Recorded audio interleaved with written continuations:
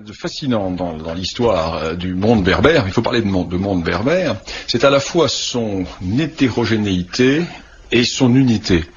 Hétérogénéité parce que ces berbères qui aujourd'hui vivent essentiellement soit dans des oasis sahariennes, soit dans des massifs, ont par cette existence dans ces milieux isolés, vu leurs caractères identitaires fragmentés et amplifiés. Ceci permet de penser qu'à l'origine, les Berbères ressentaient une unité qui, aujourd'hui, a très largement disparu.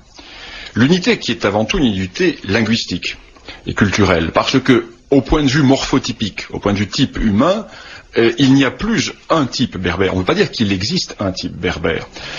Quand vous prenez le berbère du Rif, par exemple, il est profondément différent du berbère de l'anti-Atlas marocain, qui lui-même est souvent très différent du berbère du Haut-Atlas. Ne parlons pas du berbère des Kabylies. Il y a là des différences morphotypiques qui sont le produit très largement de l'histoire. Il est bien évident que les berbères du sud du Maroc, qui contrôlaient les pistes sahariennes et qui contrôlaient le commerce des esclaves avec l'Afrique de l'Ouest, se sont métissés. Tandis que les berbères de Kabylie ne se sont pas métissés. La Kabylie n'a jamais constitué un État, alors que les États berbères du Maroc ont constitué des empires. Ce qui fait que les uns sont restés presque homogènes au point de vue morphotypique, j'allais dire racial, tandis que les autres se sont mélangés. Or, le paradoxe est que dans les zones dans lesquels les berbères sont les plus nombreux et les plus puissants, comme au Maroc, ils ne présentent pas forcément le morphotype que l'on pourrait attendre d'une population berbère. Alors, quelle est l'origine de ces berbères ? Bien, les berbères sont d'authentiques Africains. Et l'on connaît très bien leur origine. Il y a 20 000 ans, en effet, environ 20 000 ans, dans une région comprise entre l'actuelle Érythrée et les hauts plateaux éthiopiens, dans cette zone à peu près, se produit au sein d'un groupe humain assez mal identifié, une fragmentation en 3 grands groupes qui vont donner naissance à 3 rameaux linguistiques tout à fait importants au sein d'une même famille. Le rameau proto-sémitique, le rameau proto-égyptien et le rameau proto-berbère. Ces 3 rameaux appartiennent à une famille que les linguistes appellent la famille afrasienne. Famille que l'on désignait il y a encore une dizaine d'années sous le nom de afro-asiatique. L'on croyait encore, il y a une dizaine d'années, que ces populations étaient d'origine asiatique arabe, transplantées en Afrique. C'est le contraire. Aujourd'hui, on sait qu'il s'agit de populations africaines qui ont colonisé ensuite l'Afrique et le Moyen-Orient. Donc, fragmentation qui se produit dans cette région comprise entre les hauteurs de l'Érythrée et le plateau éthiopien, qui se produit il y a 20 000 ans, et qui va donner naissance à 3 grands groupes. Un groupe qui va franchir la mer Rouge, et qui va donner naissance à toutes les langues sémitiques, l'arabe, l'hébreu, etc. Un groupe qui va remonter le long de la vallée du Nil, et qui va donner naissance aux proto-égyptiens, donc aux langues de l'Égypte ancienne, et le 3e groupe qui va partir à travers la partie nord-ouest du Sahara, qui va coloniser tout le nord du Sahara et toute l'Afrique du Nord, dans le sud de l'actuelle Tunisie, il y a 10 000 ans. Donc, ils sont présents dans la région depuis 10 000 ans. Ils n'ont pas toujours été là, ils apparaissent il y a environ 10 000 ans. Et on les suit très bien. On les suit très bien par l'archéologie linguistique, et on les suit très bien également par l'archéologie, car ils sont porteurs d'une civilisation que l'on appelle la civilisation capsienne, de Gafsa en Tunisie, car c'est le site éponyme sur lequel a été décrite cette civilisation. Et cette civilisation capsienne est tout à fait intéressante, car c'est une civilisation qui est porteuse de l'élevage. Et ces Capsiens n'arrivent pas dans un monde nord-saharien et nord-africain vide d'habitants. Il y a là des habitants qui sont connus par les préhistoriens sous le nom des Mechtoïdes, l'homme de Mechta el-Arbi, les Mechtoïdes, et ces Mechtoïdes vont être absorbés par ces nouveaux venus. Ce qui fait que ces nouveaux venus vont très probablement intégrer dans leur stock génétique des hommes mechtoïdes de Mechta al-Arbi, ce qui va expliquer également en partie le fait qu'il y ait des différences morphotypiques parmi ces populations berbères actuelles. Cet homme de Mechta al-Arbi est assez proche de l'homme de Cro-Magnon. Voilà. Mais nous sommes à des périodes qui intéressent tout à fait l'histoire de l'Europe. Alors, et quelle relation établit-on entre ces premiers berbères et les néolithiques sahariens que l'on connaît bien à travers les découvertes d'Henri Lotte, les flèches de Silly, etc. Là, nous y sommes. Alors, comment les connaissons-nous, ces ancêtres des berbères? Comment les connaissons-nous, ces proto-berbères? Eh bien, nous les connaissons par trois types de sources. D'abord, les sources archéologiques, j'en ai parlé. Le Capsien, la civilisation capsienne, 10 000 ans, à peu près. On date le Capsien en Afrique du Nord d'il y a environ 10 000 ans. L'on connaît ces berbères par l'archéologie linguistique. Je vous ai dit que l'on date d'environ 9 000 ans, donc la même date, même période, l'émergence de ces langues proto-berbères en Afrique du Nord. Donc nous avons un parallélisme tout à fait frappant entre les découvertes archéologiques et les découvertes linguistiques. Et troisième source, l'étude des peintures sahariennes. Les peintures sahariennes qui sont au nombre de dizaines de milliers. Laissons de côté les gravures. Les gravures sont fort intéressantes également, mais l'étude des gravures demande tout de même une spécialisation qui n'est pas à la portée du profane et du néophyte. Mais observer une peinture, rien n'est plus simple. Or, les peintures sahariennes ont ceci de fabuleux, qu'elles nous montrent bien quelle est la limite raciale entre les populations blanches et les populations noires dans le Sahara. Même si cette limite a varié, des territoires furent à prendre. Les uns reculèrent, les autres avancèrent, et vice-versa. Mais l'on peut dire que tout le nord et tout le Sahara central fut le domaine de ces berbères, qui se sont représentés sur ces peintures. Et ces peintures qui sont datées, pour les plus anciennes, d'environ 7000, 8000 ans, représentent quoi? Elles représentent les morphotypes différents de ces populations berbères, avec des profils que l'on qualifie d'europoïdes, des traits non négroïdes, des cheveux longs, une figuration non pigmentée, la vie quotidienne.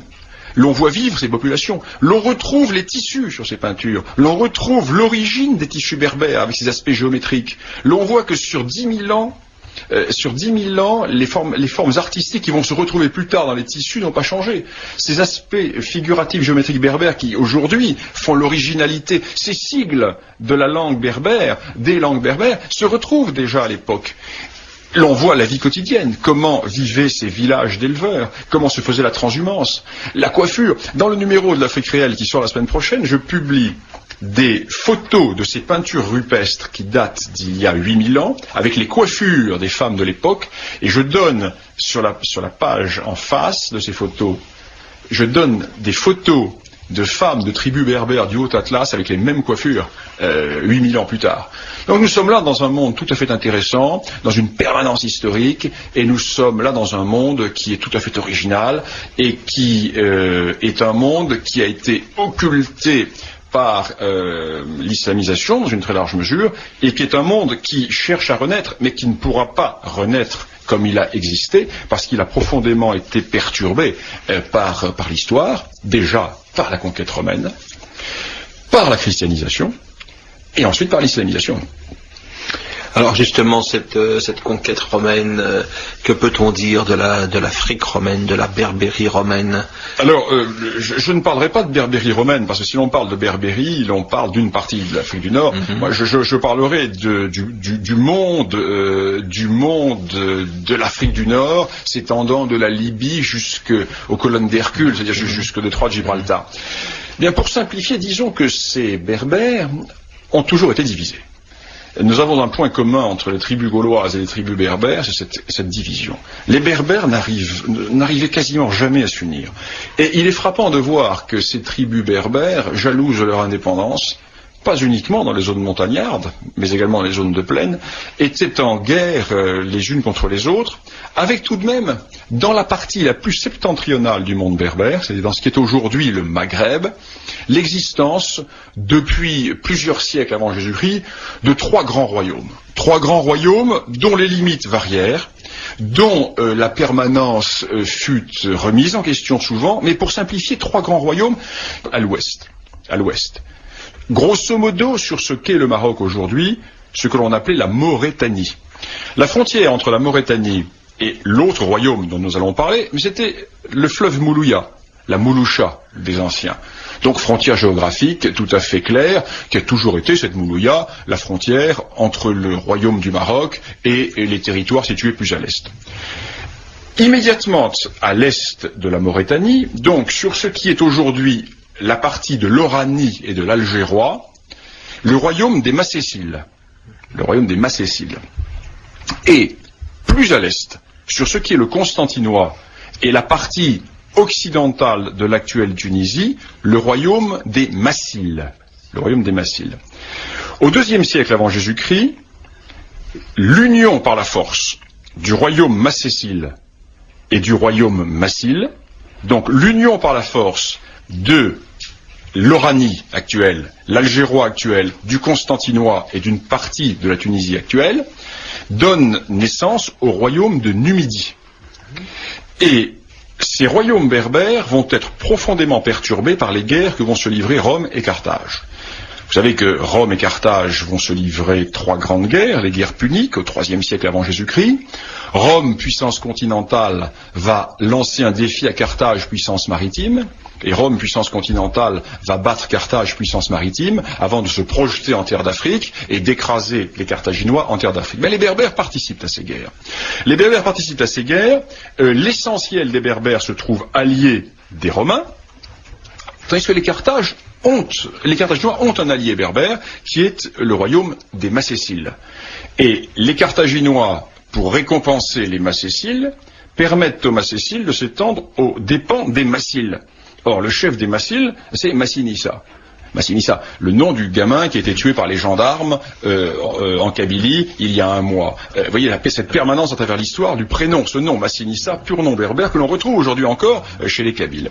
Et Massinissa, donc, est l'allié des Romains, va profiter bien sûr de la victoire romaine, et tout ceci fait que l'Afrique du Nord berbère est profondément divisée, car Rome va profiter des divisions berbères pour s'installer. Et Rome va romaniser. C'est évident de le dire, mais contrairement à ce que l'on a dit là encore, gardons-nous de ces images sulpiciennes de l'histoire de l'Afrique du Nord, qui sont des images qui appartiennent à une littérature désuète, dépassée, non scientifique. C'était une histoire qui était acceptée il y a 30 ans, il y a 40 ans. Aujourd'hui, nous savons scientifiquement que cette histoire est fausse. La romanisation de l'Afrique du Nord ne fut pas totale, loin de là. N'adoptons pas les positions extrémistes de Courtois qui disaient au début du siècle qu'il n'y eut pas de romanisation d'Afrique du Nord, mais adoptons une vision scientifique tout à fait mesurée qui pourrait se résumer de la manière suivante. L'actuelle Tunisie fut quasi totalement romanisée, la partie orientale de l'Algérie aussi, toute la région du Constantinois, sans les Aurès. Voilà. Sans les Aurès qui restent un mode de résistance. De résistance et de guérilla permanent, quasi permanent. Les Aurès ne furent pas romanisés à l'exception de quelques postes militaires. À partir de la région actuelle d'Oran, un no man's land et l'actuel Maroc, c'est-à-dire la Maurétanie tingitane, ne fut quasiment pas romanisée. La ville de Volubilis n'est pas une ville romaine, c'est une ville berbère qui était déjà une capitale, une résidence princière et royale berbère, que les Romains développèrent, amplifièrent, magnifièrent, mais Rome abandonne Volubilis dès le début du IIIe siècle, sous la dynastie des Sévères. Dès le début du IIIe siècle, Rome se replie sur le littoral, va garder sur l'Atlantique la région de Salé et de 2 ou 3 comptoirs, et va se replier au nord sur la région de Lixus et de Tanger. Pourquoi? Car Rome veut garantir le sud des Espagnes. La Maurétanie tingitane ne l'intéresse pas. Et là, un immense no man's land berbère, non romanisé, se maintient au sud de l'Empire romain et à l'ouest des zones romanisées de l'Afrique du Nord. Et ceci est fondamental, car il n'y eut pas de christianisation du monde berbère, de l'essentiel de l'Oranie, disons, jusqu'à l'Atlantique. Par exemple, au moment de la conquête arabe, nous en parlerons tout à l'heure, il y a 642 ou 647 évêchés dans toute l'Afrique du Nord. De la Libye jusqu'au Maroc, il y a près de 700 évêchés, ce qui donne une densité considérable d'implantation chrétienne. Eh bien, il n'y a que 2 évêchés dans ce qui est l'actuel Maroc. L'essentiel de ces évêchés se trouve en Libye actuelle, en Tunisie actuelle et dans l'est de l'Algérie actuelle. Le monde berbère de